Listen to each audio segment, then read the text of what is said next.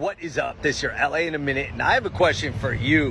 What do you call somebody from Los Angeles? I know that Angelino is the proper term or the most commonly used term, but I prefer my Angelino to end with ENO, and to tell you the truth, I don't really love the phrase. I often say Los Angeles residents, Los Angeles natives, but that's long-winded, so I wanted to look into history, see if we can figure out what is the proper term for people from Los Angeles. Let's get into it.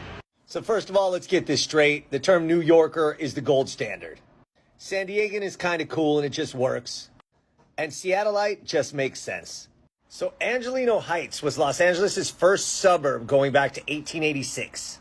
This area is known for its concentration of beautiful Victorian-era homes, and as such, there was a filing in 2015 to give Angeleno Heights historical status.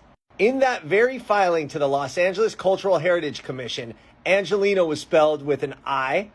The sign itself spells it with an E. And that very same report referenced Angeleño with an Enye, an N with a tilde over it. Google Maps, by the way, spells it with an I, at least for now, and that outlays the sequence or evolution throughout the city's history of the usage. But check this out. Until 1878, there was no collective term for the residents of Los Angeles until the Los Angeles Herald listed the name of residents who had recently traveled to San Francisco as Los Angeleños, right there. By 1880, the same paper had changed it to Los Angelenos without the tilde and the enye. By 1882, the Los Angeles Times was in the same boat. But look at this. By the 1890s, Los Angeleans had entered the mix. What the? Famed California booster Charles Loomis referenced Los Angelenos in his Out West magazine in the 1890s. And J.M. Gwynn's History of California in 1907 used Angeleño. By 1948, as the demographics of LA were changing, the Los Angeles Times Style Guide directed copy editors to use Angelino or Angelenos exclusively, with an E. This was an easier pronunciation for the bevy of migrants who had come from the Midwest.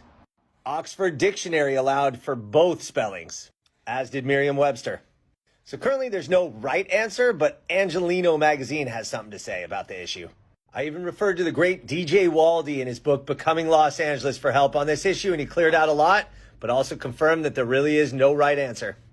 So for the record, Google Ngrams, which tracks usage over time, shows Angeleno with an I in the lead, except for a brief period early this century.